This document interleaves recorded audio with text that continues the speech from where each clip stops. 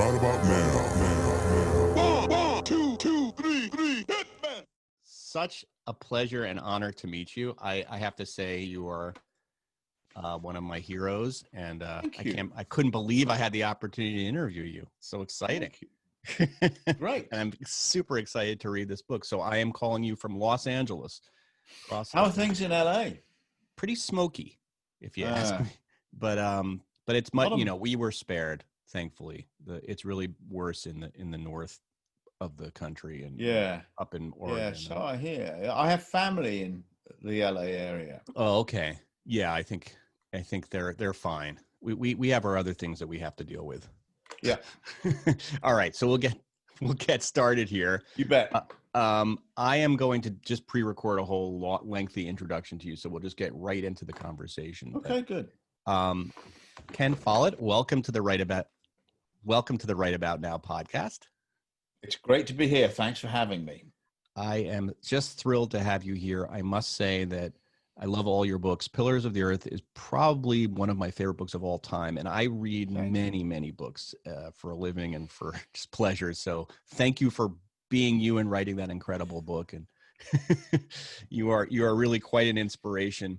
I would love to talk a little bit with you about your process today, because I, a lot of writers listen to my show and I think they wonder, how the hell does Ken do it? I mean, he cranks out these incredible books. They're so extensively researched and interesting to read.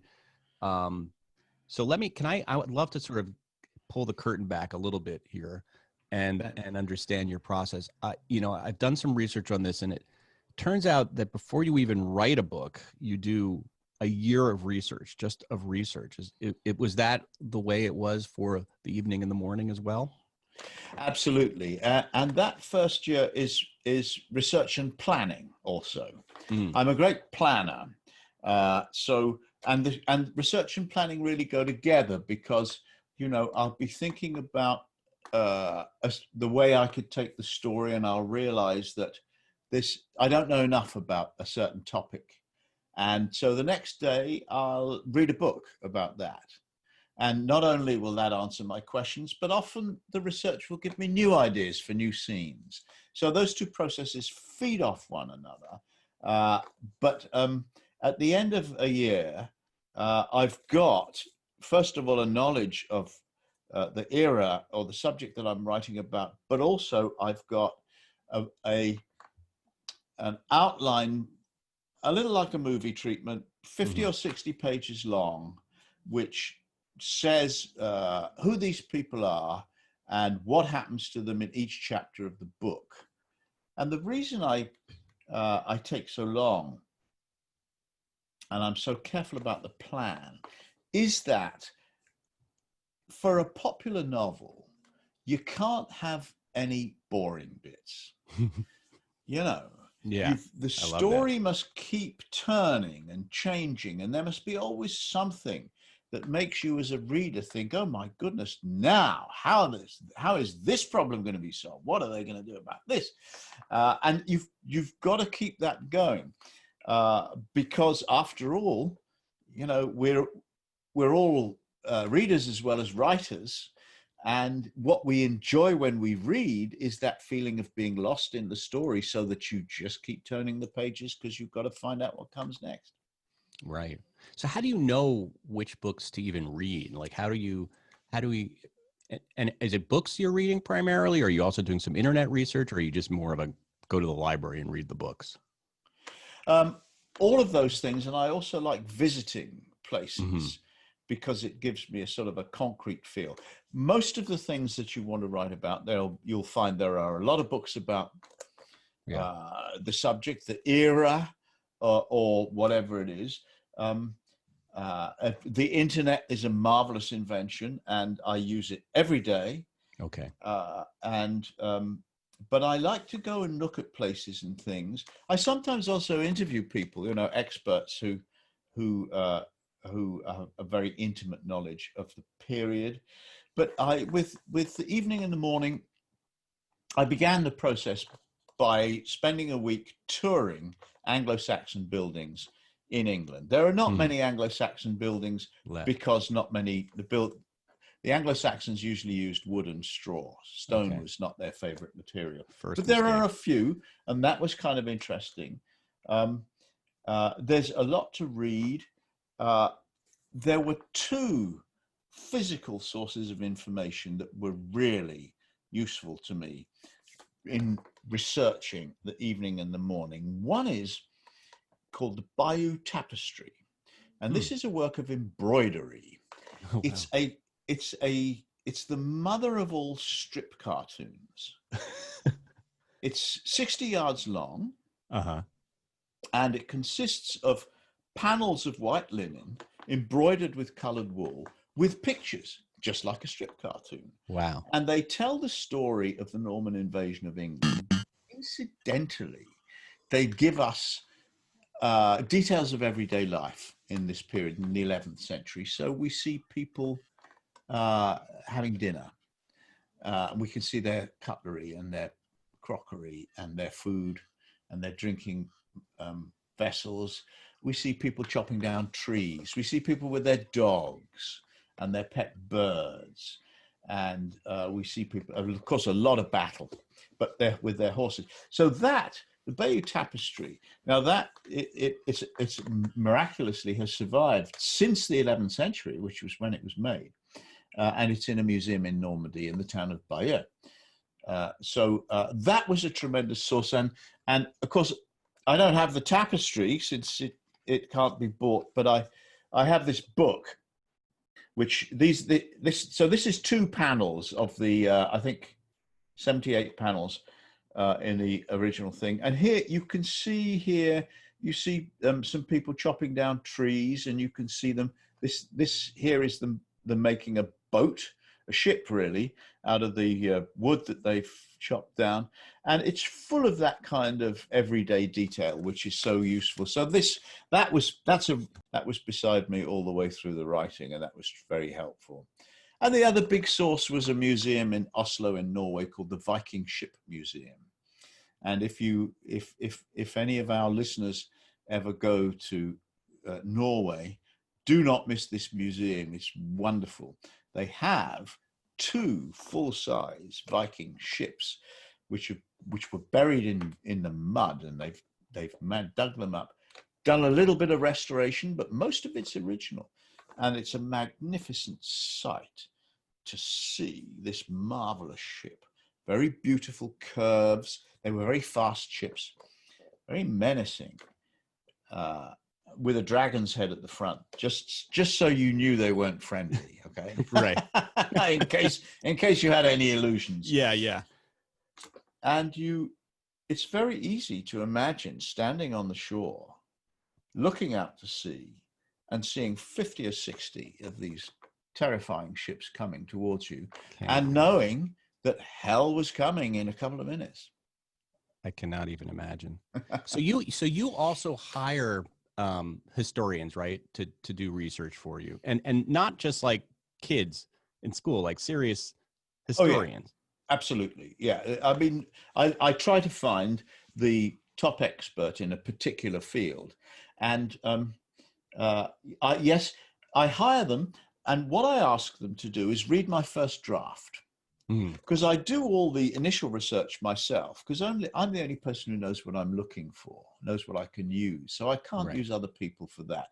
But once I've written a draft, I show it to historians or other experts, and I pay them, and I say, read this and write me a report suggesting corrections, things that I might have got wrong. And that's what they do. I ask them to do it quite quickly because I don't want to waste time. So in a couple of weeks, they read the draft, they write me a report, and they're usually university professors.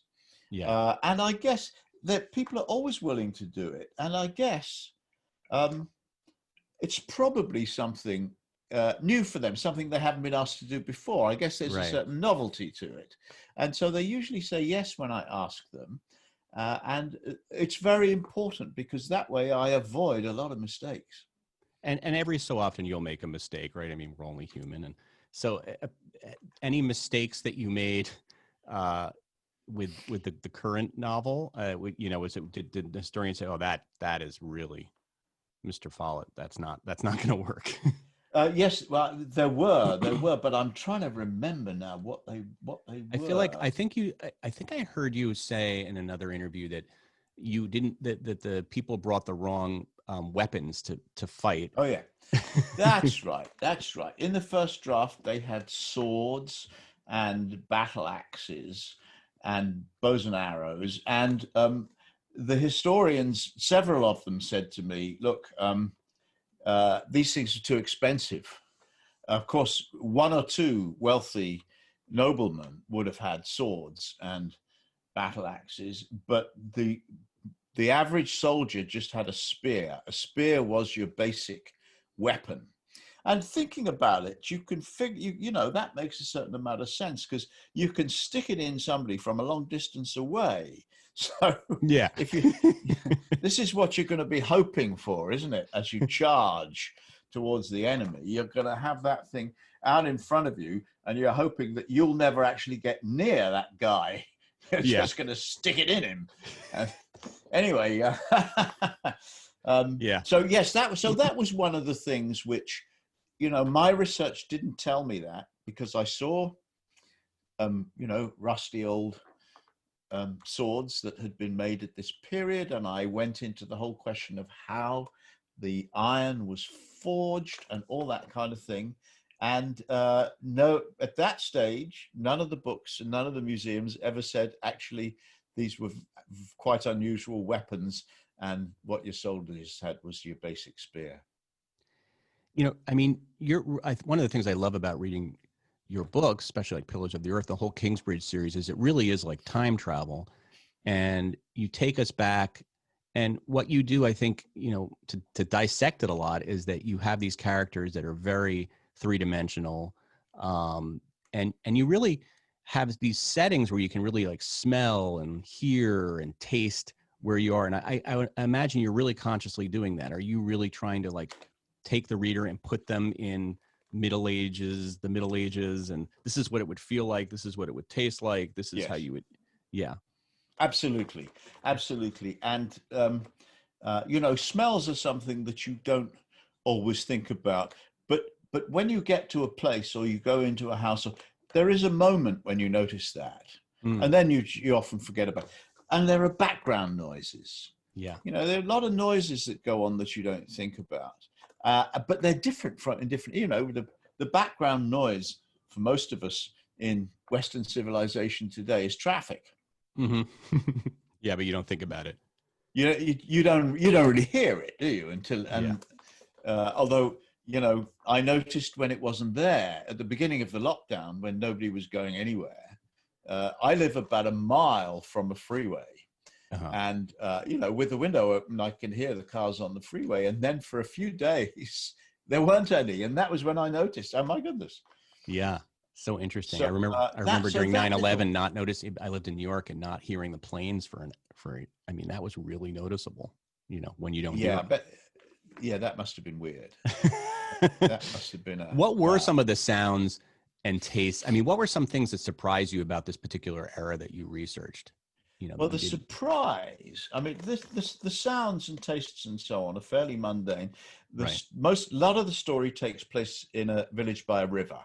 So the sound of the river would have been a constant background noise for the people. But surprised me, I wasn't really aware of the extent of the slave trade in England at this time, in northwestern Europe, actually. But 10% of the population of England were slaves at this time. Now that's a big chunk. Incredible. It's a slave-owning society. This is played down a little bit by Anglo-Saxon historians, and I guess we're embarrassed that slavery is part of our history. Not just the transatlantic slave trade, which British people basically invented, but also the slave trade 1,000 years ago. Amazing. And I guess, you know, we'd rather not have to confront that reality about our past. But I felt, you know, if that's what was going on, it must be reflected in the book. Otherwise, the book will not be true to the period. And so, and if there are slaves there, they've got to, they have names and they Right. have hopes and fears, and they have people they love and people they hate. So, so they had to be characters in the story, and that was something that I wasn't really expecting or thinking about at the start. Right. That there would be slaves. So is one of the Yeah. characters a slave? There's a quite important character as a slave. Yes, her name is Blood. Hmm. The other thing about slavery is that the Vikings ran it because they were thieves, basically, the Vikings. They would come to a village, they would set fire to it, they would kill a lot of people, they would steal everything valuable that wasn't nailed down, gold and silver and so on. But they also took young men and women, healthy young men and women, to sell in their slave markets. And the Vikings ran the slave markets. There were three: Dublin, Bristol, and Rouen, three great slave markets, and run by the Vikings. So, it was part of the European economy at the time as well, not just a kind of eccentricity of the English. It's so interesting. How do you decide on your characters? Because your characters are, the way your books tend to work is you have, 3 or 4 main characters, and we're following their stories in this period of time. And so how do you come up with a plot first, or do you first find your characters and then kind of adapt the plot later? I'm just curious how that all works for you, because it just seems like there's so much going on. I don't know how you put it all together. Plot pretty much comes first. Right. The story is what keeps people reading. Yeah. And so I then I get an idea of what direction the plot is moving in, and I start to think about the people who are going to be doing all this stuff, and I create people who will do these things, and they have to be, they have to get into trouble, don't they? If nobody gets into trouble, there's no story. Yeah. So they are generally bold people. They may be a little bit impulsive, but and they're generally quite morally driven. They're generally people, the people we like and admire in the story are generally people who are doing their best to do the right thing most of the time. They don't all have to be saints and martyrs, but they have to be generally pretty well disposed. So it's not really a formula, but there's a type of person who's interesting to write about. And the women in my stories, people sometimes say to me, you write about these strong women, but did they even exist before feminism was invented? And I say, of course they did. In every era of history, there are people who rebel against the role that is offered to them by society, men as well as women. And they say, that's not me. I'm not like that. And in particular, all through history, there are powerful women. There are women who marry the king. There was a woman, in fact, a real life woman at this time called Emma of Normandy. And she came to England, as Ragnar does in my story. She came to England and she married the king. Oh, wow. And when he died, she married the next king. Now, this is a woman who wants to remain at the center of power, isn't it? Yeah. She's pretty, she is pretty crafty on the throne next to the king, and she doesn't want to get off. Right. And also then, so she married, the next king was a Viking called Canute, and she married him. And then her son was the next king of England, Edward. We call him Edward the Confessor because he was a very religious man, but a very successful king. So there was a woman who clearly was at the heart of power in this Anglo-Norman society for several decades. And there are always women like that. There are always powerful women. They're exceptional, they're special, but they are the ones to write about. They're the interesting ones. Yeah. Do you ever think about these times and think, wow, I really wish I was alive during that time? Or are you sort of very happy being in the modern 21st century with all the comforts that we have? Or does some of these periods appeal to you as like, I would love to have lived in these times? Oh no, I don't think I would have liked any of these. I wouldn't have liked the Dark Ages, the Middle Ages. I don't think I would have even liked the Victorian era very much. Yeah. I am, despite the joy I feel in writing about the Middle Ages, I am, as an individual, I am a person who's very fond of the comforts of life. Yes. A warm house, Yeah. a cashmere sweater, We take these things for granted. oh, a glass of wine. These are the things that please me, and I'm pretty sure I would hate to go back. Uh, that even uh, look, if I could get in a time machine and go back and talk to William Shakespeare, I would love to do that. Right. But I'd like to come home after our chat. William, it's been wonderful catching up. But I'm going back to the comforts of, and he'd probably want to come with you. I wonder how comfortable William Shakespeare. Tell me, I don't know how much more time we have, and I don't want to overextend my visit here with you. So thank you so much for doing this. I'm just curious why you decided to do a prequel to the Kingsbridge series. Was there something that said to you, oh, I want to go earlier in time now? I liked the period. Yeah. I liked the Vikings and the Normans and the Anglo-Saxons. I thought there was a lot of potential for dramatic stories there. And also, I was also intrigued, and I thought the readers might be intrigued, to see this town, about which I've written 3 long novels. Mm-hmm. This town, what was it like before it was a big, important town? Before they had a marketplace and a cathedral and a bridge. And how did it grow? Now I thought that would be a good story. You see how a village grows into a town, what is done to make this change. And it's a story that has built-in conflict, because there are always progressive people who say, yes, we need a bridge, that'd be great. We need a marketplace, everybody would make money. And there are people who say, let's just leave everything as it is. We like it the way it is. We don't want to change it. Keep it. We're entitled to keep it the way it is. Let's go and Kingsbridge great again. Right. There we are. I can just see the red hats. But it's interesting, even in that time, there was progress. One thing you probably learned in your research is that we don't really learn from history, right? We keep going in circles. Well, advance a bit. Rather than what I have noticed is that there's progress and then a backlash. And I noticed this in, a lot of my stories are about people fighting for their freedom one way or another. The Column of Fire, my previous book, was about religious freedom. Yep. And I've written about the suffragettes. I've written about the civil rights movement of the 1960s. And there's always, when you make progress, you get to a point and there's a backlash. And people say, enough.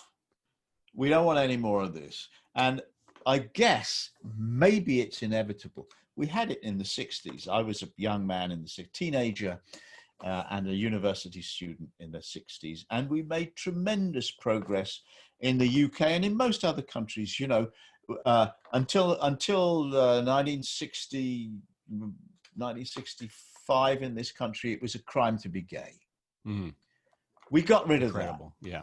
We brought in a law that said women should have equal pay for equal work. A lot of this stuff, great stuff in the 60s. And then what happens? 1968, Martin Luther King assassinated, Bobby Kennedy assassinated, and we get Richard Nixon as president. Oh boy. And of course, at the time, Nixon was elected. How old was I? I was 19. And I thought everything we've achieved is going to be destroyed, but it wasn't. Because a backlash is only that. It's a backlash. And the progress that has been made, it's still, it's not only is it not a crime to be gay anymore, it also, you can get married to the one you love if you're gay. And, if that in the 60s, in the early 60s, people would have thought that was blasphemous. Anyway, So yeah, it's not really circles. History doesn't Yeah. go in circles. It goes 2 steps forward and 1 step back. Mm, good point. All right. So last question, a lot of people listening are aspiring writers or writers trying to get their career off the ground. And, somebody like you who's written so many books and so many, sold hundreds of millions of copies of your books. What is your advice to writers? I'm sure there's a lot of advice. You could teach set master classes on this, but what is the sort of main piece of advice you would give to a writer? Well, I think I mentioned earlier that I think the one essential feature of a best-selling novel is that the reader has an emotional reaction to the story.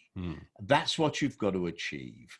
There's lots of other ways to be a good writer, and lots of other things that you learn along the way. But the kernel of the thing is the reader's emotions, and if the reader shares the emotions of the characters, you will almost certainly have a bestseller. So that's what you have to aim for. So do you look for, just to dig a little deeper in that, how do you create emotions that you think will resonate with the reader? Do you look sort of for more modern type stories, but set in the past, or sort of more universal kind of emotions that people feel, loss and death and fear? Like how do you mine that? It's the universal emotions, I think. And I think people in earlier periods of history had the same fundamental hopes and fears as we do now, the same fundamental concerns. Look, they were concerned about love and sex and marriage and family. That nexus has always been important. And when you have problems in those areas, then they devastate you. Other basic features that we worry about: work and money. Everybody has concerns about that, and then there's war and violence. They are a feature of human life. They've always been a feature of human life, and they bother us all. We think about it. We think, what would I do if I was involved in something like that? These are the very basic things. Yeah. And I think if you write a story that people can believe, it seems credible, they think this might have happened, in which the characters are thinking and worrying about those topics, and you as a reader will share their anxieties and their hopes, and you'll share their triumphs and disappointments, because you have the same feelings. You also are concerned about marriage and family, work and money, war and violence. And you always write, one thing I love about your books, you always want to keep reading. You have a way of, like, the chapter ends and then it's like, oh my God, what's going to happen next? Kind of. And not all, that's, I guess, maybe the quote unquote popular novel, but whatever. To me, your books are beyond just popular novels. But that's what you think about, right? What's going to happen next? Like the kind of suspense of it all. Yes, that's quite important. There's a little rule of thumb that I actually believe in, which is that the story needs to turn every 4 to 6 pages. And it sounds kind of mechanical and formulaic, but if you read some of the classic novelists, you find that, if you analyze a Jane Austen, you'll find that there's a story turn about every 4 to 6 pages. And it's a good, if you've written 6 pages about something and you find that you as the author are getting a little bit bored with this, there's a reason for that. That's because you need something new to happen. And a story turn can be something small, just like somebody telling a lie, or something big like a murder. That doesn't matter, so long as the situation changes for the characters and the problems that they're facing have taken on a new light, new slant. That's a pretty good, I guess that would be my second rule after concentrate on the emotions, would be keep the story moving. Keep the story moving and read, right? If you want to be a writer, you got to read. I know I've heard absolutely. And I never met a novelist who wasn't a voracious reader. We were all readers as kids, and we're all readers as adults. That's it's how you learn the basics. You learn what a paragraph is, what a cliffhanger is, about dialogue and landscape and describing people. Well, read Ken's new book. I can't wait. I'm going to just find a quiet chair and I'm excited to read it. Ken, thank you so much for everything you do and for sharing your wisdom with us today. And thank you for being such a wonderful writer and keeping me entertained all these years. Well, thank you very much for having me on the show. It's been a pleasure talking to you. Good talking to you too. Thank you so much. Take care. Bye-bye. Bye-bye.